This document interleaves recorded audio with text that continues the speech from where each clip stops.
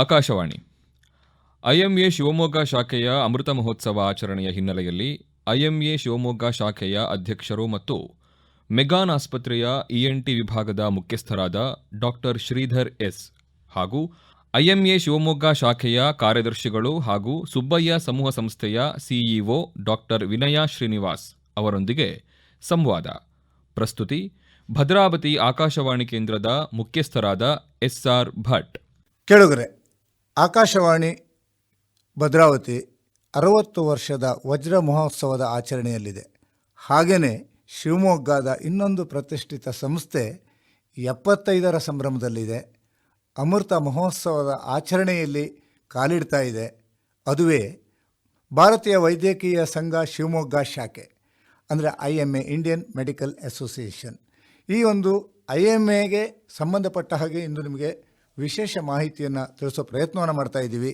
ಇದನ್ನು ತಿಳಿಸೋದಕ್ಕೋಸ್ಕರವಾಗಿ ಇಂದು ನಮ್ಮೊಂದಿಗಿದ್ದಾರೆ ಭಾರತೀಯ ವೈದ್ಯಕೀಯ ಸಂಘ ಶಿವಮೊಗ್ಗ ಶಾಖೆಯ ಅಧ್ಯಕ್ಷರು ಮತ್ತು ಮೆಗ್ಗಾನ್ ಆಸ್ಪತ್ರೆಯ head of the department ENT ವಿಭಾಗ ಮತ್ತು ಅಸೋಸಿಯೇಟ್ ಪ್ರೊಫೆಸರ್ ಆದಂತಹ ಡಾಕ್ಟರ್ ಶ್ರೀಧರ್ ಎಸ್ ಅವರು. ಡಾಕ್ಟರ್ ಶ್ರೀಧರ್ ಅವರ ನಮಸ್ಕಾರ. ನಮಸ್ಕಾರ. ಹಾಗೆಯೇ ನಮ್ಮೊಟ್ಟಿಗೆ ಸುಬ್ಬಯ್ಯ ಸಮೂಹ ಸಂಸ್ಥೆಯ ಕಾರ್ಯನಿರ್ವಾಹಕ ನಿರ್ದೇಶಕರು ಹಾಗೂ ಭಾರತೀಯ ವೈದ್ಯಕೀಯ ಸಂಘ ಶಿವಮೊಗ್ಗ ಶಾಖೆಯ ಕಾರ್ಯದರ್ಶಿಗಳಂತಹ ಡಾಕ್ಟರ್ ವಿನಯ ಶ್ರೀನಿವಾಸ್ ಅವರು ಇದ್ದಾರೆ. ಡಾಕ್ಟರ್ ವಿನಯ ಅವರೇ ನಮಸ್ಕಾರ. ನಮಸ್ತೆ ಸರ್. ಶ್ರೀಧರ್ ಅವರೇ, IMA ಅಂತಂದ್ರೆ ಏನು? ಇಂಡಿಯನ್ ಮೆಡಿಕಲ್ ಅಸೋಸಿಯೇಷನ್, ಕನ್ನಡದಲ್ಲಿ ಹೇಳಬೇಕು ಅಂದ್ರೆ ಭಾರತೀಯ ವೈದ್ಯಕೀಯ ಸಂಘ. ಭಾರತೀಯ ವೈದ್ಯಕೀಯ ಸಂಘ ಶಿವಮೊಗ್ಗ ಒಂದು ಶಾಖೆ. ಅದು ಆರಂಭದಲ್ಲಿ ನಾವು ಭಾರತೀಯ ವೈದ್ಯಕೀಯ ಸಂಘ ಯಾವಾಗಿಂದ ಪ್ರಾರಂಭ ಆಯಿತು ಅಂತ ಏನಾದರೂ ಹೇಳ್ಬೋದಾ? ನೋಡಿ, ನಮ್ಮ ಭಾರತದಲ್ಲಿ ಮೊದಲನೇ ಪ್ರಾರಂಭ ಆಗಿದ್ದು 1928 ಕಲ್ಕಟ್ಟಾದಲ್ಲಿ ಡಾಕ್ಟರ್ BC ರಾಯ್ ಅವರ ನೇತೃತ್ವದಲ್ಲಿ ಮೊದಲನೆಯ ಭಾರತೀಯ ವೈದ್ಯಕೀಯ ಸಂಘ ಇಂಡಿಯನ್ ಮೆಡಿಕಲ್ ಅಸೋಸಿಯೇಷನ್ ಪ್ರಾರಂಭ ಆಯಿತು. ಅಂದ್ರೆ ಹತ್ತಿರ ಶತಮಾನದ ಹತ್ತಿರ ಬರ್ತಾ ಇದೆ ಭಾರತೀಯ ವೈದ್ಯಕೀಯ ಸಂಘ.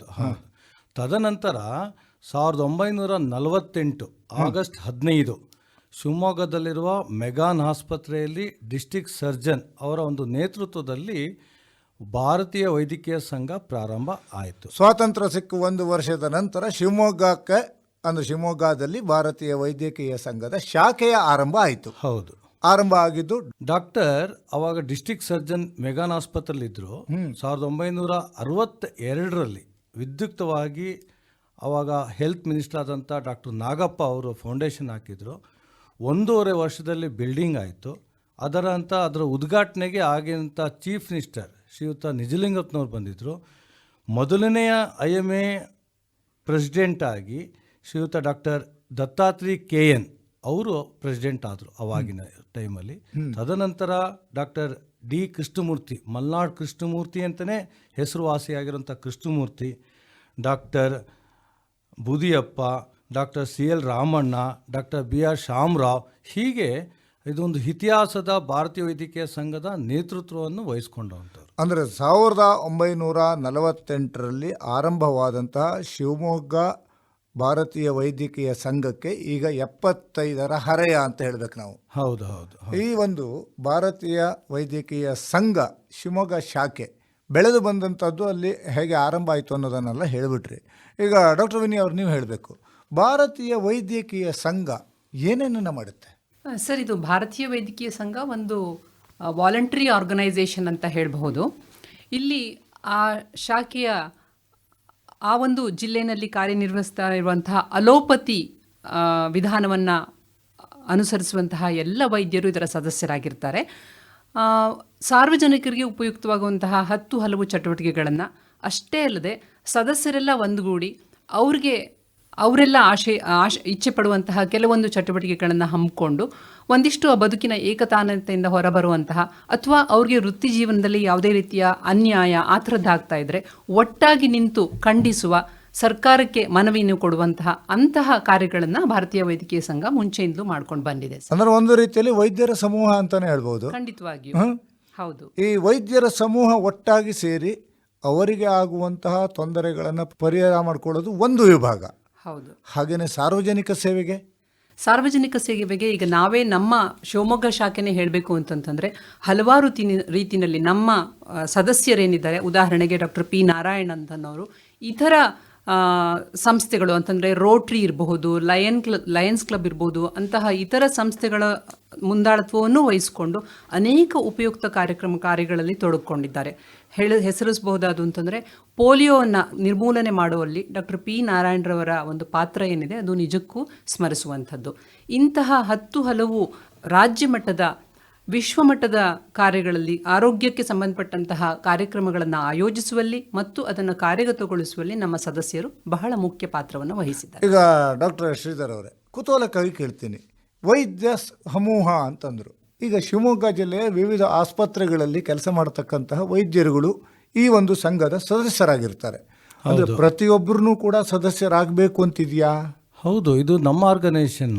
ನಮ್ಮ ಮನೆಯಲ್ಲಿ ನಮಗೆ ಪ್ರೊಟೆಕ್ಷನ್ ಅಂದರೆ ನಮ್ಮ ಆರ್ಗನೈಸೇಷನಲ್ಲಿ ನಮ್ಮ ಆರ್ಗನೈಸೇಷನ್ ಕೆಳಗಿರೋಂಥ ಎಲ್ಲ ಡಾಕ್ಟರ್ಸ್ಗಳು ಇದಕ್ಕೆ ಸದಸ್ಯರಾಗೇ ಆಗ್ತಾರೆ. ಅವ್ರು ಯಾವಾಗ MBBS ಓದ್ತಾ ಇರೋ ಟೈಮಲ್ಲೇ ಅವರು ನಮ್ಮ IMAಗೆ ಸ್ಟೂಡೆಂಟ್ ವಿಂಗ್ನಲ್ಲಿ ಪ್ರಾರಂಭದಲ್ಲಿ ಇರ್ತಾರೆ. ಅವರು ಅಂದರೆ ಭಾರತೀಯ ಮಟ್ಟದಲ್ಲಿ ಅವರು ಸ್ಟೂಡೆಂಟ್ ವಿಂಗ್ನಿಂದ ಭಾರತೀಯ ವೈದ್ಯಕೀಯ ಸಂಘದಲ್ಲಿ ಸ್ಟೂಡೆಂಟ್ ಯೂನಿಟಲ್ಲಿ ಇದ್ಬಿಟ್ಟು ನಂತರ MBBS ಆದ ನಂತರ ಅವರು ಅಫಿಷಿಯಲ್ ಆಗಿ ಮೆಂಬರ್ಶಿಪ್ಪನ್ನು ತೊಗೊಳ್ತಾರೆ. ಮತ್ತು ನಮ್ಮ ಭಾರತೀಯ ವೈದ್ಯಕೀಯ ಸಂಘ ನಮ್ಮಲ್ಲಿ ಡಾಕ್ಟರ್ಸ್ಗಳಿಗೆ ಯಾವುದೇ ಥರದ ಒಂದು ತೊಂದರೆ ಆದಾಗ ಹೇಗೆ ಬೇರೆ ಆರ್ಗನೈಸೇಷನಲ್ಲಿ ಅವ್ರವ್ರದ್ದೇ ಆದಂಥ ಕಾರ್ಯಕ್ಷೇತ್ರದಲ್ಲಿ ಕೆಲಸ ಮಾಡೋಂಥವ್ರು ಹೇಗೆ ಪ್ರೊಟೆಕ್ಷನ್ ಮಾಡ್ತಾರೆ, ಅದೇ ತರಹ ಭಾರತೀಯ ವೈದ್ಯಕೀಯ ಸಂಘ ನಮ್ಮ ಕೆಳಗಿರುವಂಥ ನಮ್ಮ ಸದಸ್ಯರಾಗಿ 24/7 ಎಲ್ಲ ಕಾರ್ಯಕ್ಷೇತ್ರದಲ್ಲಿ ಅವ್ರು ಮಾಡ್ತಿರೋ ಕೆಲಸದಲ್ಲಿರ್ಬೋದು, ಏನೇ ಅಡಚಣೆ ಆದರೂ ಸಹ ನಮ್ಮ ಭಾರತೀಯ ವೈದ್ಯಕೀಯ ಸಂಘ ಅವರನ್ನು ಎಲ್ಲ ಥರದ ಪ್ರೊಟೆಕ್ಷನ್ ಮಾಡೋ ಬದ್ಧತೆ ಅದೇ ಥರ ಇದೆ.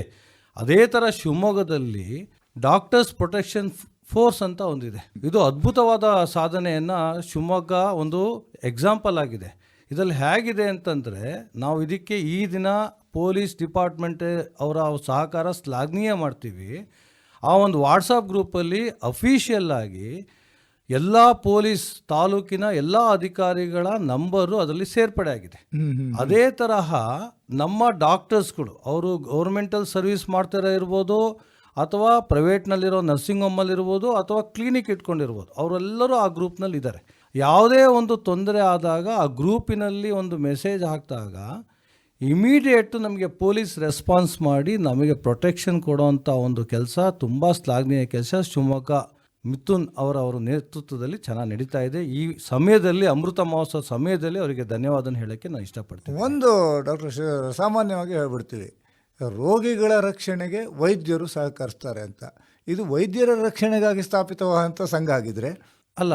ಏನು ಅಂದರೆ, ಯಾವುದೇ ಒಂದು ಆರ್ಗನೈಸೇಷನಲ್ಲಿ ಏನಾಗುತ್ತೆ ಅಂತಂದರೆ, ಒಂದು ಪ್ರೊಟೆಕ್ಷನ್ ಆಫ್ ದಿ ವರ್ಕರ್ಸ್ ಅಂತ ಇದ್ದೇ ಇರುತ್ತದೆ. ಅದು ಸಹಜವಾಗಿರುತ್ತೆ. ಈಗ ನೀವು ಕರ್ನಾಟಕ ಸರ್ಕಾರಿ ನೌಕರ ಸಂಘ ಇರ್ಬೋದು, ಲೇಬರ್ ಡಿಪಾರ್ಟ್ಮೆಂಟ್ ಇರ್ಬೋದು, ಎಲ್ಲ ಕಡೆಗೂ ಅವ್ರವ್ರದ್ದೇ ಆದಂಥ ನೌಕರರನ್ನು ಪ್ರೊಟೆಕ್ಷನ್ ಮಾಡ್ಕೊಳ್ಳೋಂಥ ವಿವಿಧ ರೀತಿಯಲ್ಲಿ ಇದ್ದೇ ಇರುತ್ತೆ.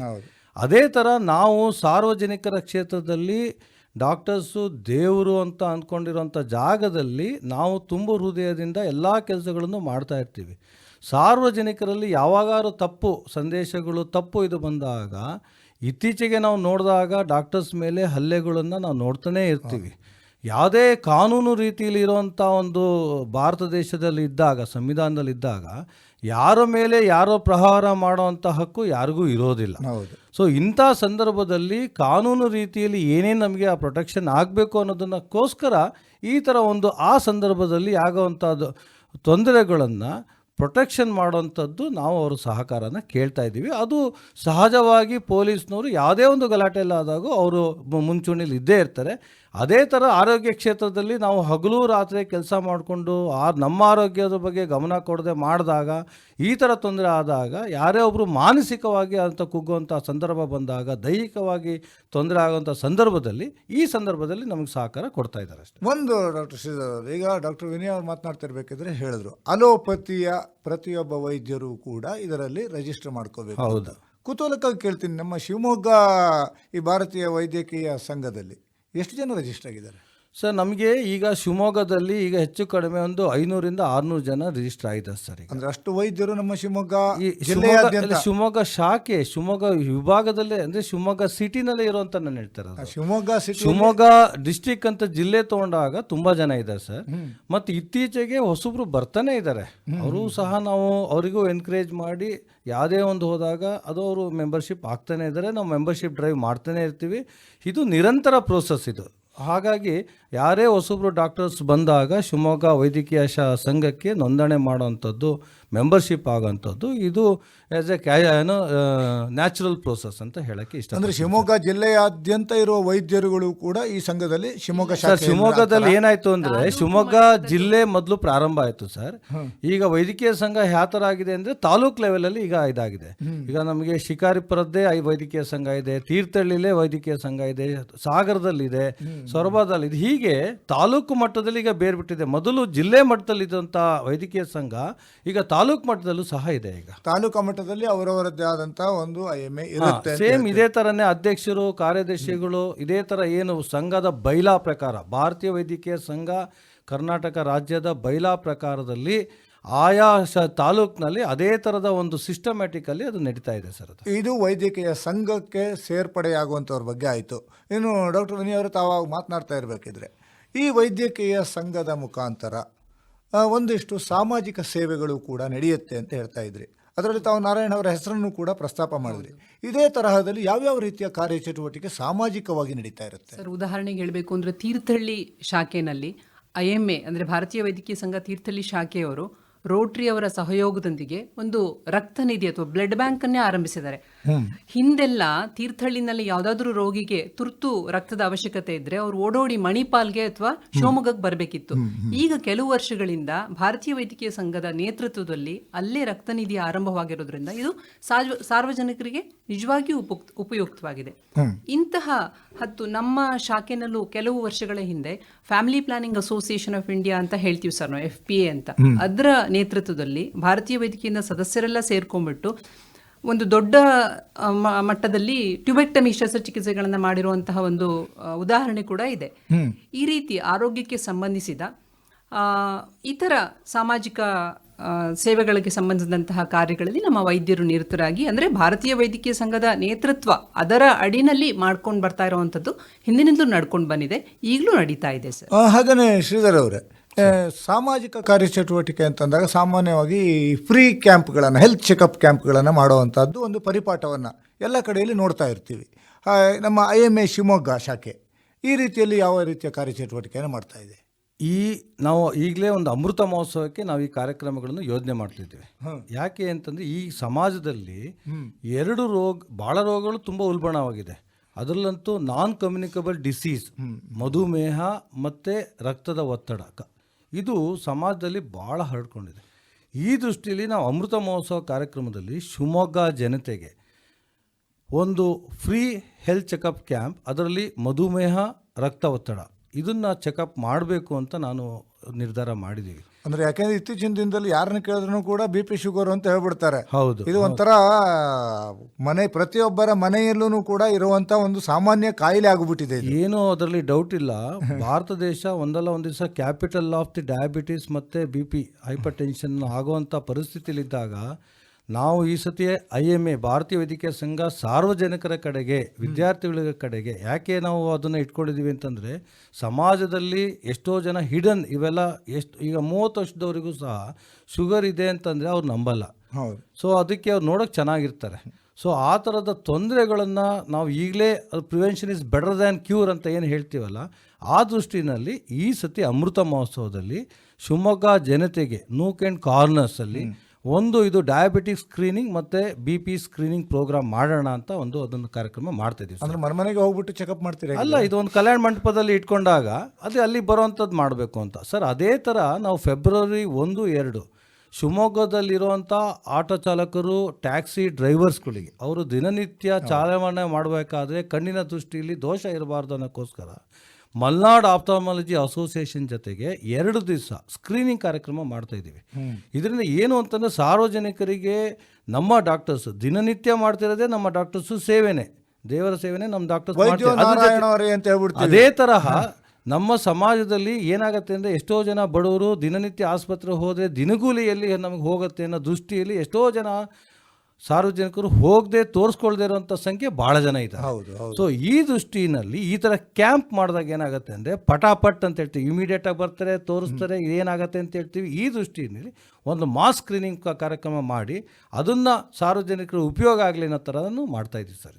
ಹಾಗೆಯೇ ಡಾಕ್ಟರ್ ವಿನಯ್ ಅವರೇ, ಇದು ಒಂದು ಸಣ್ಣ ಎಕ್ಸಾಂಪಲ್ ಆಯಿತು. ಅಮೃತ ಮಹೋತ್ಸವದ ಈ ವರ್ಷ ಪೂರ್ತಿ ಆಚರಣೆಯಲ್ಲಿ ತಾವು ಮತ್ತು ಬೇರೆ ಬೇರೆ ಯಾವ್ಯಾವ ರೀತಿಯ ಕಾರ್ಯಕ್ರಮಗಳನ್ನು ಹಮ್ಮಿಕೋತಾ ಇದ್ದೀರಿ? ಸರ್, ನಾವು ಸರ್ಕಾರಿ ಶಾಲೆಗಳತ್ತ ಹೆಜ್ಜೆ ಹಾಕ್ತಾ ಇದ್ದೀವಿ ಸರ್.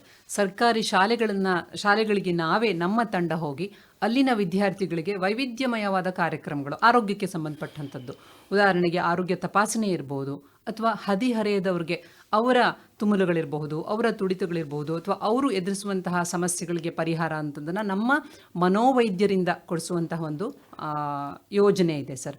ಅದೇ ರೀತಿ ಅವ್ರಿಗೆ ಆರೋಗ್ಯಕ್ಕೆ ಸಂಬಂಧಪಟ್ಟಂತಹ ಒಂದಿಷ್ಟು ಆರೋಗ್ಯ ಮಾಹಿತಿಯನ್ನು ಕೊಡುವಂತಹ ಒಂದಿಷ್ಟು ಉಪನ್ಯಾಸಗಳನ್ನು ಕೊಡುವಂಥದ್ದು, ನಂತರ ಒಂದಿಷ್ಟು ರಸಪ್ರಶ್ನೆ ಕಾರ್ಯಕ್ರಮವನ್ನು ಹಮ್ಮಿಕೊಂಡು ಅವರನ್ನೂ ಕೂಡ ನಮ್ಮ ಸಂವಾದದಲ್ಲಿ ತೊಡಗಿಸ್ಕೊಳ್ಳುವಂಥದ್ದು, ಇಂಥದ್ದನ್ನೆಲ್ಲ ನಾವು ಶಾಲಾ ಮಕ್ಕಳಿಗೆ ಅಂಥೇಳಿ ಆಯೋಜನೆ ಮಾಡ್ಕೊಂಡಿದ್ದೀವಿ. ಆ ದಿಕ್ಕಿನಲ್ಲಿ ನಡೀತಾ ಇದ್ದೀವಿ. ಅದೇ ರೀತಿಯಲ್ಲಿ ಕಾರ್ಮಿಕರಿಗೆ ನಾವು ಒಂದು ಹೃದಯ ಮತ್ತು ಶ್ವಾಸಕೋಶದ ಪುನಶ್ಚೇತನ ಅಂತ ನಾನು ಕನ್ನಡದಲ್ಲಿ ಹೇಳ್ಬೋದು, ಕಾರ್ಡಿಯೋ ಪಲ್ಮನರಿ ರೆಸಿಸಿಟೇಷನ್ ಅಂತ ಹೇಳ್ತೀವಿ ಸರ್. ಅದು ಕೊರೋನಾ ಆದ್ಮೇಲೆ ಬಹಳ ಜಾಸ್ತಿ ಆಗಿದೆ ಅನ್ನೋದನ್ನು ಕೇಳಿದ್ದೀವಿ. ಖಂಡಿತ ಸರ್, ಖಂಡಿತ.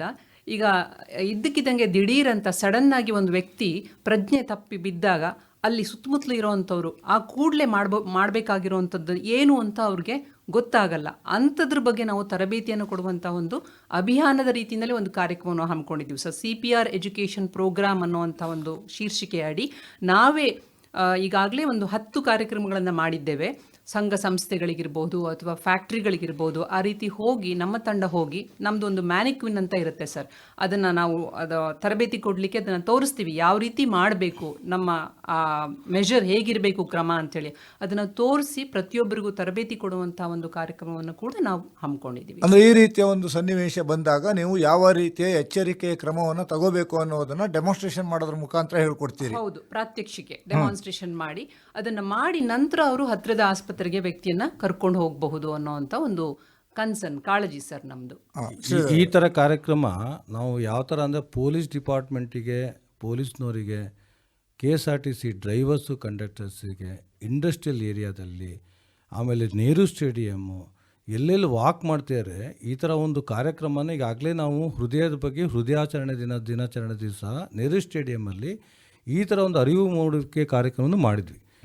ಇದೇ ಥರ ಒಂದು ಸ್ಟೇಡಿಯಮಲ್ಲೂ ಸಹ ಅಂದರೆ ಈಗ CPR ಟ್ರೈನಿಂಗ್, ಯಾಕೆಂದರೆ ಇದು ಬೇಸಿಕ್ ಆಗಿದೆ. ನಾವು ದಿನನಿತ್ಯ ನೋಡ್ತೀವಿ, ಒಂದಲ್ಲ ಒಂದು ರೋಡ್ನಲ್ಲಿ ಒಂದು ಫ್ಲೆಕ್ಸ್ಗಳು ಕಾಣ್ತಾನೆ ಇರುತ್ತೆ, ಹಾರ್ಟ್ ಅಟ್ಯಾಕ್ ಆಗಿದೆ ಅಂತಲೂ ಗೊತ್ತಾಗ್ತಾ ಇದೆ. ಸೊ ಅಟ್ಲೀಸ್ಟ್ ನಾವು ಇದನ್ನು ಸಾರ್ವಜನಿಕರಿಗೆ ಇದು ತಲುಪಬೇಕು, ಇದನ್ನು ಒಂದು ಹೇಗೆ ಅದನ್ನು ಜೀವ ಉಳಿಸ್ಬೇಕು ಅನ್ನೋದನ್ನು. ಈಗ ಏನಾಗುತ್ತೆ ನಾವು ನೋಡ್ತಿರ್ತೀವಿ ಎಷ್ಟೋ ಕಡೆಗೆ ಏನೇ ಆಕ್ಸಿಡೆಂಟ್ ಏನು ಮಾಡಬೇಕು ಅಂತ ತೋಚಲ್ಲ ಅವ್ರಿಗೆ. ಗೋಲ್ಡನ್ ಅವರ್ ಅಂತ ಹೇಳ್ತೀವಿ. ಈಗ ಸ್ಟ್ರೋಕ್ ಆದಾಗ ನಮಗೆ 4 hours is very important, heart ಅಟ್ಯಾಕಿಗೆ 4 minutes ಈಸ್ ವೆರಿ ಇಂಪಾರ್ಟೆಂಟ್. ಹೀಗೆ ಈಗ 4 hours 4 minutes ನಾಳೆ ಬರ್ತಾ ಸೆಕೆಂಡ್ಸಲ್ಲಿ ಇದ್ದಾಗ ಆ ಟೈಮಲ್ಲಿ ಎಷ್ಟು ನಾವು 10 ಜನ ಇದನ್ನು ಮಾಡಿದಾಗ ಒಬ್ಬರು ಇಬ್ಬರು ಉಳಿದ್ರೆ ಅವ್ರು ಟ್ರೈನಿಂಗ್ ಕೊಟ್ಟಿದ್ದಕ್ಕೆ ನಮ್ಗೆ ಸಾರ್ಥಕ ಆಗುತ್ತೆ. ಇದನ್ನು ಅಭಿಯಾನ ಭಾರತೀಯ ವೈದ್ಯಕೀಯ ಸಂಘ ಅಮೃತ ಮಹೋತ್ಸವ ಅಡಿಯಲ್ಲಿ ಎಲ್ಲ ಕಾರ್ಯಕ್ಷೇತ್ರಗಳಲ್ಲಿ ಇದನ್ನು CPR ಟ್ರೈನಿಂಗ್ ಪ್ರೋಗ್ರಾಮನ್ನು ತರಬೇತಿಯನ್ನು ಕೊಡೋಣ ಅನ್ನೋ ದೃಷ್ಟಿನಲ್ಲಿ ನಾವು ಮಾಡ್ತಾನೆ ಇದ್ದೀವಿ ಸರ್. ಇದನ್ನು ಯಾಕೆಂತಂದರೆ 75 ಇದು ಒಂದು ರೀತಿಯಲ್ಲಿ ಘಟ್ಟ ಅಂತ ಕರಿತೀವಿ. ಆ 75 ವರ್ಷದ ಇತಿಹಾಸ ಇರುವಂತಹ ಸಂಘ ಸಂಸ್ಥೆಗಳು ಬಹಳ ವಿರಳ. ಈಗ ತಾವು 75 ವರ್ಷವನ್ನು ಕ್ರಮಿಸಿ ಈಗ 75ನೇ ವರ್ಷಾಚರಣೆಯಲ್ಲಿ ಇದ್ದೀರಿ. ಅಮೃತ ಮಹೋತ್ಸವದ ಸಂದರ್ಭದಲ್ಲಿ ವಿವಿಧ ರೀತಿಯ ಸಾರ್ವಜನಿಕ ಸೇವಾ ಕಾರ್ಯಕ್ರಮಗಳನ್ನು ಕೂಡ ಕೈಗೊಳ್ತಾ ಇದ್ದೀರಿ. ಈಗ ತಾವೇ ಹೇಳಿದಾಗೇನೆ ಇಲ್ಲಿ ತಾವಿಬ್ರು ಹೇಳ್ತಿರುವಾಗಿದ್ರೆ ಈ ಎಲ್ಲ ವಿಷಯಗಳನ್ನು BP ಶುಗರ್ದು ಹೇಳಿದ್ರಿ, ಹಾರ್ಟ್ಗೆ ಸಂಬಂಧಪಟ್ಟಾಗ ಹೇಳಿದ್ರಿ.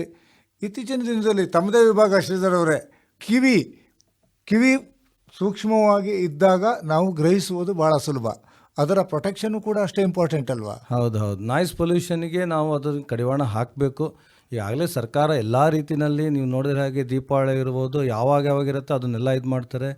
ಈ ಒಂದು ಸಾರ್ವಜನಿಕ ವಲಯದಲ್ಲೂ ನಾಯ್ಸ್ ಬಗ್ಗೆನೂ ಎಷ್ಟಿರಬೇಕು, ಒಂದು ಸೌಂಡ್ಸ್ ಎಷ್ಟಿರಬೇಕು, ಒಂದು ಫ್ಯಾಕ್ಟ್ರಿ ಎಷ್ಟಿರಬೇಕು, ನಾರ್ಮ್ಸು ತುಂಬಾ ಎಲ್ಲ ಮಾಡ್ಯಾರೆ. ಇಷ್ಟಾದರೂ ಸಹ ಈ ಪಾಪ್ಯುಲೇಷನ್ ಜಾಸ್ತಿ ಇರೋದ್ರಿಂದ ಎಲ್ಲ ಕಡೆಗೂ ವ್ಯತ್ಯಾಸಗಳು ಕಂಡು ಬರ್ತಾ ಇದೆ. ಬರೋಷ್ಟಕ್ಕಿಂತ ಹೆಚ್ಚಾಗಿ ಸಾರ್ವಜನಿಕರು ಎಚ್ಚರ, ಎಲ್ಲದೂ ಸರ್ಕಾರನೇ ಮಾಡಬೇಕು ಅನ್ನೋದಲ್ಲ, ಸಾರ್ವಜನಿಕರು ತಮ್ಮ ಆರೋಗ್ಯದ ಬಗ್ಗೆ ತಮ್ಮ ಇದ್ರ ಬಗ್ಗೆ ಗಮನ ಕೊಟ್ಕೊಂಡು ಅದನ್ನು ಎಜುಕೇಷನ್ ಮಾಡಿಕೊಂಡು ಅರಿವು ಮೂಡಿಸ್ಕೊಂಡು ನಾವು ಈ ಸತಿ ಅಮೃತ ಮಹೋತ್ಸವದಲ್ಲಿ ಆರೋಗ್ಯ, ಅರಿಕೆ, ಅರಿವು ಈ 3 ಥೀಮ್ ಇಟ್ಕೊಂಡು ಹೋಗ್ತಾ ಇದ್ದೀವಿ. ಆರೋಗ್ಯದ ಬಗ್ಗೆನೂ ಮಾಡ್ತಿದ್ದೀವಿ, ಅರಿವು ಬಗ್ಗೆನೂ ಮಾಡ್ತಿದ್ದೀವಿ, ಆರೈಕೆ ಬಗ್ಗೆನೂ ಇದನ್ನು ಸಾರ್ವಜನಿಕರಿಗೆ ಕೊಡಬೇಕು ಅನ್ನೋ ದೃಷ್ಟಿಯಿಂದ ಈ 3 ಥೀಮ್ ಇಟ್ಕೊಂಡು ನಾವು ಸಾರ್ವಜನಿಕರಿಗೆ ಕೊಡ್ತಾ ಇದ್ದೀವಿ. ಹೌದು, ಅದರಲ್ಲೂ ಕೂಡ ತಮ್ಮ ವಿಭಾಗದಲ್ಲಿ ಇತ್ತೀಚಿನ ದಿನದಲ್ಲಿ ಉಸಿರಾಟದ ಶ್ವಾಸಕ್ರಿಯೆಯು ಕೂಡ ಬಹಳ ಪ್ರಮುಖ ಆಗಿಬಿಡುತ್ತೆ. Nose and throat is very important. ಹೌದು ಹೌದು ಹೌದು ಹೌದು ಹೌದು ಅದರಲ್ಲೂ ಕೂಡ ನಾನು ಆಫ್ಟರ್ ಕೊರೋನಾ ಹೇಳ್ತಾ ಇರುವಂಥದ್ದು. ಹೌದು ಹೌದು ಯಾಕಂದ್ರೆ ಶ್ವಾಸಕೋಶದ ತೊಂದರೆಯಿಂದನೇ ಬಹಳಷ್ಟು ರೋಗಗಳನ್ನು ಅನುಭವಿಸಿದ್ದನ್ನು ನೋಡಿದ್ದೀವಿ. ಸೊ ಪೊಲ್ಯೂಷನ್ ಬಗ್ಗೆ ನಾವು ಭಾಳ ನೋಡ್ತೀವಿ. ಡೆಲ್ಲಿ ಪೊಲ್ಯೂಷನ್ ಇರ್ಬೋದು, ಹಂಗೆ ನೋಡಿದಾಗ ಬೇರೆ ಬೇರೆ ಪೊಲ್ಯೂಷನ್ ನೋಡಿದಾಗ ಚಿಕ್ಕಮಂಗ್ಳೂರು ತುಂಬ ಚೆನ್ನಾಗಿದೆ ಅಂತ ಹೇಳ್ತಾರೆ, ವಿಜಯಪುರ ಚೆನ್ನಾಗಿದೆ ಅಂತ ಹೇಳ್ತಾರೆ. ಈ ಥರ ಈ ಒಂದು ದೃಷ್ಟಿ, ಒಂದು ಎನ್ವೈರನ್ಮೆಂಟು, ಎರಡನೇದು ನಾವು ಸಾರ್ವಜನಿಕರಿಗೆ ಅರಿವು ಮೂಡಿಸೋದು ಕಾರ್ಯ ನಾವು ಮಾಡಬೇಕು ಅಂತ ಇವೆಲ್ಲ ನಿರಂತರ ಕಾರ್ಯಕ್ರಮ. ನಮ್ಮ ಭಾರತೀಯ ವೈದ್ಯಕೀಯ ಸಂಘ ಈ ಸಂದರ್ಭದಲ್ಲಿ ಎಲ್ಲ ಸದಸ್ಯರಿಗೆ ನಾವು ಧನ್ಯವಾದ ಹೇಳೋಕ್ಕೆ ಇಷ್ಟಪಡ್ತೀವಿ. ಈ ಅಮೃತ ಮಹೋತ್ಸವಕ್ಕೆ ತುಂಬ ಸಲಹೆ ಸಹಕಾರ, ನಾವು ಯಾವುದೇ ಕಾರ್ಯಕ್ರಮ ಮಾಡಿದಾಗ ನಮ್ಮೆಲ್ಲ ವೈದ್ಯರು ನಾವು ಮುಂದೆ ಬಂದೆ ನಾವು ಸಾರ್ವಜನಿಕರ ಜೊತೆ ಜೋಡಿಸ್ಕೋಬೇಕು, ನಾವು ಮಾತಾಡಬೇಕು ಅನ್ನೋ ಒಂದು ಒಳ್ಳೆ ಸಲಹೆ ಸಹಕಾರನ ಕೊಡ್ತಾ ಇದ್ದಾರೆ. ಈ ಅಮೃತ ಮಹೋತ್ಸವಕ್ಕೆ ಅವರೆಲ್ಲರಿಗೂ ನಮ್ಮ ಶಿವಮೊಗ್ಗ ಶಾಖೆ ಎಲ್ಲ ನಮ್ಮ ವೈದ್ಯರು ಸದಸ್ಯರಿಗೆ ಧನ್ಯವಾದ ಹೇಳೋಕ್ಕೆ ಇಷ್ಟಪಡ್ತೀನಿ. ಹಾಗೆಯೇ ಡಾಕ್ಟರ್ ವಿನಯ್ ಅವರೇ, ತಾವು ಸುಬ್ಬಯ್ಯ ಸಮೂಹ ಸಂಸ್ಥೆಯ ಕಾರ್ಯನಿರ್ವಾಹಕ ನಿರ್ದೇಶಕರು ಹೌದು. ಅದೇ ರೀತಿಯಲ್ಲಿ ಶ್ರೀಧರ್ ಅವರು ನಮ್ಮ ಮೆಗ್ಗಾನ್ ಆಸ್ಪತ್ರೆಯ ENT ಡಿಪಾರ್ಟ್ಮೆಂಟ್ನ ಹೆಡ್ಡು ಹೌದು. ನೀವಿಬ್ಬರೂ ಕೂಡ ಈ ಸಂಘದ ಚಟುವಟಿಕೆಯಲ್ಲಿ ಹೇಗೆ ತೊಡಗಿಸ್ಕೊಳ್ಳೋದಕ್ಕೆ ಸಾಧ್ಯ ಆಗುತ್ತೆ? ಮನಸ್ಸಿದ್ದಲ್ಲಿ ಮಾರ್ಗ ಅಂತಾರೆ. ನಾವು ಮಾಡಬೇಕು ಅಂತಿದ್ರೆ ಸಮಾಜದ ಕೆಲಸ ನಾವು ಟೈಮ್ ತೆಗಿಬೇಕು. ಮತ್ತು ನಾನು ಯಾವಾಗಲೂ ಹೇಳೋದೇನು ಅಂದರೆ, ನಮಗೆ ವೈಯಕ್ತಿಕವಾಗಿ 40ರಿಂದ 60 ವರ್ಷ ಒಂದು prime time of the life ಅಂತ. ಮತ್ತು ನಾವು ಸಮಾಜದ ಋಣ ತೀರಿಸ್ಬೇಕು. ಸಮಾಜದ ಋಣ ಯಾವಾಗಲೂ ನಾವು ತೀರ್ಸೋಕ್ಕಾಗಲ್ಲ. ಇರೋ ಟೈಮಲ್ಲಿ ಎಲ್ಲರೂ ಒಂದೊಂದು ಇಷ್ಟಿಷ್ಟು ಕೆಲಸ ಮಾಡಿದ್ರೆ ನಮ್ಮ ಭಾರತೀಯ ವೈದ್ಯಕೀಯ ಸಂಘ ಹೆಂಗೆ ಅಮೃತ ಮಹೋತ್ಸವ ಅಂತಂದರೆ ಇದು ನಿರಂತರವಾಗಿರಬೇಕು. ಇದು 75 ಅಲ್ಲ, 100 ವರ್ಷ ಅಲ್ಲ, 125 ವರ್ಷನೂ ದಾಟಬೇಕು ಅನ್ನೋ ದೃಷ್ಟಿ ಇದೆ. ಅಲ್ಲ, ಜಗತ್ತಿರೋವರೆಗೂ ಇರಲೇಬೇಕು. ಆ ದೃಷ್ಟಿನಲ್ಲಿ ನಾವೆಲ್ಲ ಈಗ ತೊಡಗಿಸ್ಕೊಂಡು ಇರೋ ಟೈಮಲ್ಲಿ ನಮ್ಮ ಸಂಘಕ್ಕೆ ಬಲ ತುಂಬ್ತೀವಿ ಅಂತಂದಾಗ ನಾವು ನೆಕ್ಸ್ಟ್ ಬರೋ ಜನ್ರೇಷನ್ ನೆಕ್ಸ್ಟ್ ಅಂತ ಹೇಳ್ತೀವಿ. ನೆಕ್ಸ್ಟ್ ಜನ್ರೇಷನ್ಗೆ ನಾವು ದಾರಿದೀಪ ಆಗಬೇಕು. ಆ ದೃಷ್ಟಿನಲ್ಲಿ ನಾವು ಇವತ್ತು ಇರೋ ಟೈಮಲ್ಲಿ ಟೈಮ್ ತೊಗೊಂಡು IMA ಕೆಲಸ, ಭಾರತೀಯ ವೈದ್ಯಕೀಯ ಸಂಘ ಕೆಲಸ ಮಾಡಿದ್ವಿ ಅಂತಂದರೆ ಬರೋವಂಥ ಮುಂದಿನ ಯಂಗರ್ ಜನ್ರೇಷನ್ ಸಹ ಇದನ್ನು ಸ್ಫೂರ್ತಿದಾಯಕವಾಗಿ ಈ ಆರ್ಗನೈಸೇಷನ್ ಮೇಲೆತ್ತುವಂಥ ಕೆಲಸ ಮಾಡ್ತಾರೆ ಅನ್ನೋ ದೃಷ್ಟಿನ ನಾವು ಚಟುವಟಿಕೆಯಲ್ಲಿ ನಿರಂತರವಾಗಿ ಭಾಗವಹಿಸ್ತಾ ಇದ್ದೀವಿ. ಅದೇ ಥರ ನಾವು ಅಮೃತ ಮಹೋತ್ಸವಕ್ಕೆ ರೇಡಿಯೋ ಕಾರ್ಯಕ್ರಮ, ಸಾರ್ವಜನಿಕರಿಗೆ ನಾವೆಲ್ಲ ಥರದ ನಮ್ಮದೇ ಆದಂಥ ಯೂಟ್ಯೂಬ್ ಚಾನಲ್ ಇದೆ. ಯೂಟ್ಯೂಬ್ ಚಾನಲ್ ಈಗಾಗಲೇ 5 ಸರಣಿ ಆಗಿದೆ, ಸಾರ್ವಜನಿಕರಿಗೆ ಬಿಡ್ತಾ ಇದ್ದೀವಿ. ಅದೇ ಥರ ನಾವು ರೇಡಿಯೋ ಕಾರ್ಯಕ್ರಮ ಮಾಡಬೇಕು. ನಮ್ಮಲ್ಲಿರುವಂಥ ವೈದ್ಯರು ಸಾರ್ವಜನಿಕರಿಗೆ ತಿಳುವಳಿಕೆ ಬೇಕು. ಶಿವಮೊಗ್ಗ ಇಷ್ಟು ಅದ್ಭುತವಾಗಿದೆ ಅಂತಂದರೆ ಒಳ್ಳೊಳ್ಳೆಯ ಡಾಕ್ಟರ್ಸ್ಗಳು ನಮ್ಮ ಶಿವಮೊಗ್ಗದಲ್ಲಿ ಬಂದಿದ್ದಾರೆ. ಈಗ ಅವರ ಒಂದು ನಾಲೆಡ್ಜು ಸಾರ್ವಜನಿಕರಿಗೆ ಹೋಗಬೇಕು. ಏನಾಗುತ್ತೆ ಅಂತಂದರೆ ದೊಡ್ಡ ದೊಡ್ಡ ಹಾಸ್ಪಿಟ್ಲಿಗೆ ಹೋದಾಗ ಅಥವಾ ಅವ್ರನ್ನ ಭೇಟಿ ಮಾಡಬೇಕು ಅಂತ ಅಂದಾಗ ದಿನನಿತ್ಯ ಅವ್ರು ಕಾಯಬೇಕಾಗತ್ತೆ, ಅವ್ರು ಸಲಹೆ ಕೇಳಬೇಕು ಅಂತ. ಅದೇ ಥರ ನಾವು ಶಿವಮೊಗ್ಗದಲ್ಲಿ ಯೋಗ ಶಿಕ್ಷಣ ಸಮಿತಿಯ ಜೊತೆಗೆ ಆರೋಗ್ಯ ಮಾಲಿಕೆ ಅಂತ ಪ್ರತಿ ವಾರ ಒಂದು ಸತಿ ಅವ್ರ ಆರೋಗ್ಯದ ಬಗ್ಗೆ, ಹಾರ್ಟ್ ಬಗ್ಗೆ ಮಾಡ್ತೀವಿ, ಸ್ಟ್ರೋಕ್ ಬಗ್ಗೆ ಮಾಡಿದ್ವಿ, ಮೂಳೆ ಸಾಂದ್ರದ ಬಗ್ಗೆ ಮಾಡ್ತಾಯಿದ್ವಿ. ಹಾಗೆ ಎಲ್ಲ ಥರದ ಒಂದು ಓವರಾಲ್ 360 ಡಿಗ್ರಿನಲ್ಲಿ ಶಿವಮೊಗ್ಗದ ಜನತೆಗೆ, ಸಾರ್ವಜನಿಕರಿಗೆ ಭಾರತೀಯ ವೈದ್ಯಕೀಯ ಸಂಘ ಅಮೃತ ಮಹೋತ್ಸವದ ಅಡಿಯಲ್ಲಿ ಎಲ್ಲ ಥರದಿಂದ ತಲುಪ್ತಾ ಇದ್ದೀವಿ ಸರ್. ನೀವು ಅಮೃತ ಮಹೋತ್ಸವ ಅಂತ ಹೇಳ್ತೀರಿ.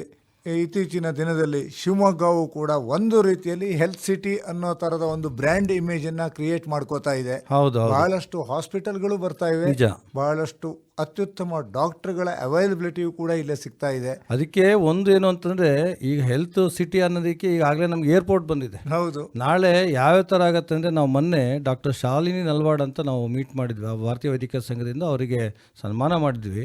ಅವ್ರು ಏರ್ ಆ್ಯಂಬುಲೆನ್ಸ್ ಬಗ್ಗೆ, ಐಕ್ಯಾಟ್ ಬಗ್ಗೆ ತುಂಬ ಚೆನ್ನಾಗಿ ಹೇಳಿದರು ಅವರು. ಅದೇ ಥರ ಶಿವಮೊಗ್ಗದಲ್ಲಿ ಒಬ್ಬರು ಡಾಕ್ಟ್ರು ಈ ಥರ ಆನೆ ತುಳಿತಕ್ಕಾದಾಗ ಅವರು ಐಕ್ಯಾಟ್ ಸಂಸ್ಥೆಯಿಂದ ಶಿಫ್ಟ್ ಮಾಡಿದ್ದು ನಿಮಗೆಲ್ಲ ಗೊತ್ತಿರೋ ಹಾಗೆ. ಸೊ ಶಿವಮೊಗ್ಗ ಹೇಗಿದೆ ಅಂತಂದರೆ, ಈಗಾಗಲೇ ಹಾಸ್ಪಿಟ್ಲ್ಗಳು ಚೆನ್ನಾಗಿರೋದ್ರಿಂದ ನಾಳೆ ಒಂದು ಹೆಲ್ತ್ ಟೂರಿಸಮಲ್ಲಿ ಶಿವಮೊಗ್ಗ ಸಹ ಒಂದು ಒಳ್ಳೆಯ ಪಾತ್ರದಲ್ಲಿ ಆಗತ್ತೆ ಅನ್ನೋ ಒಂದು ವಿಶ್ವಾಸ ಇದೆ. ಯಾಕೆಂದರೆ 5-10 ವರ್ಷದಿಂದ ಇರೋಂಥ ಶಿವಮೊಗ್ಗ ಈಗಿಲ್ಲ.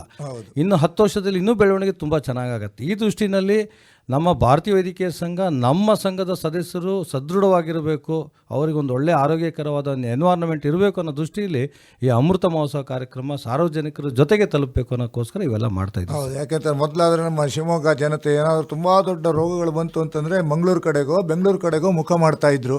ಈಗ ಅದರ ಅವಶ್ಯಕತೆ ಇಲ್ಲ ಸರ್. ತುಂಬ ಹೇಳ್ತಿಲ್ಲ, ಶಿವಮೊಗ್ಗಕ್ಕೆ ನಾನು ಎಂತೆಂಥ ಹಾಸ್ಪಿಟ್ಲಿಂದ ಗುಲ್ಬರ್ಗ, ಪಾವಗಡ ಎಲ್ಲ ಎಂಥ ಕಡೆಯಿಂದ, ತಮಿಳ್ನಾಡಿನ ಕಡೆಯಿಂದ ಬರೋರು ಇದ್ದಾರೆ. ಯಾಕೆಂದರೆ ಅಷ್ಟು ಒಂದು ಅಭಿಮಾನ, ಅಷ್ಟು ಒಂದು ನಂಬಿಕೆಯಿಂದ ಗಳಿಸಿರೋಂಥ ಶಿವಮೊಗ್ಗ ವೈದ್ಯಕೀಯ ಸಂಘದ ಸದಸ್ಯರುಗಳು ಇಲ್ಲಿ ಒಳ್ಳೆ ಕೆಲಸಗಳು ಮಾಡ್ತಿರೋದ್ರಿಂದ ದೂರದಿಂದ ಬರೋವಂಥ ಪರಿಸ್ಥಿತಿ ಬಂದಿದೆ ಸರ್. ಡಾಕ್ಟರ್ ವಿನಯ್ ಅವರೇ, ತಾವು ಹೇಳಬೇಕು ತಮ್ಮ ಮುಂದಿನ ಯೋಜನೆ. ಮುಂದಿನ ಯೋಜನೆಗಳು ಸಾಕಷ್ಟು ತಮ್ಮ ಜೊತೆಗೆ ಹಂಚಿಕೊಂಡೆ ಸರ್. ಶಾಲಾ ಮಕ್ಕಳಿಗಿರ್ಬೋದು, ಮಹಿಳೆಯರಿಗಿರ್ಬೋದು. ಈಗ ಮಹಿಳೆಯರಲ್ಲಿ ಮತ್ತು ಹದಿಹರೆಯದ ಹೆಣ್ಮಕ್ಳಲ್ಲಿ ಅನೀಮಿಯಾ ಸಮಸ್ಯೆ ತುಂಬ ಕಾಡ್ತಾ ಇದೆ. ರಾಷ್ಟ್ರ ಮಟ್ಟದಲ್ಲೂ ಕೂಡ ಸರ್ಕಾರವೂ ಕೂಡ ಅನೀಮಿಯಾ ಮುಕ್ತ ಭಾರತ ಅನ್ನೋವಂಥ ಯೋಜನೆ ಹಾಕ್ಕೊಂಡು ಅದರತ್ತ ಕಾರ್ಯಪ್ರವೃತ್ತವಾಗಿದೆ. ಅದಕ್ಕೆ ನಾವು ಕೂಡ ಕೈ ಜೋಡಿಸ್ತಾ ಇದ್ದೀವಿ. ಇತ್ತೀಚೆಗೆ 2-3 ಶಾಲೆಗಳಲ್ಲಿ ನಮ್ಮ ತಂಡ ಹೋಗಿ ಅವರ ಹಿಮೋಗ್ಲೋಬಿನ್ ಅಥವಾ ರಕ್ತದ ಅಂಶವನ್ನು ತಪಾಸಣೆ ಮಾಡಿ ಅದರಲ್ಲಿ ಅನೀಮಿಯಾ ಅಥವಾ ರಕ್ತಹೀನತೆ ಇದ್ದಂತಹ ಮಕ್ಕಳನ್ನು ಗುರುತಿಸಿ ಅವರ ಪೋಷಕರಿಗೆ, ಅವರ ಶಿಕ್ಷಕರಿಗೆ ಅದನ್ನು ಹೇಳಿ ಬರುವಂತಹ ಒಂದು ಉತ್ತಮ ಕೆಲಸವನ್ನು ಮಾಡಿದೆ. ಹಾಗೆ ಮಹಿಳೆಯರಿಗೆ ಶ್ರೀಧರ್ ಡಾಕ್ಟರ್ ಹೇಳ್ದಂಗೆ ಈ ಮೂಳೆಯ ಸಮಸ್ಯೆ ಇರಬಹುದು ಅಥವಾ ಮೆನೋಪಾಸ್ ರಿಲೇಟೆಡ್ ಸಮಸ್ಯೆಗಳು ತುಂಬ ಕಾಡ್ತಾ ಇರುತ್ತೆ. ಅದು ಅವರು ಯಾರ ಹತ್ರನೂ ಹೇಳ್ಕೊಳ್ಳೋಕ್ಕಾಗಲ್ಲ, ಮನೆಯಲ್ಲೂ ಹೇಳ್ಕೊಳ್ಳೋಕ್ಕಾಗಲ್ಲ, ವೈದ್ಯರ ಹತ್ರ ಹೋದಾಗಲೂ ಸಾಕಷ್ಟು ಸಮಯ ಅವರು ಅದಕ್ಕೆ ಕೊಡಲಿಕ್ಕಾಗಲ್ಲ.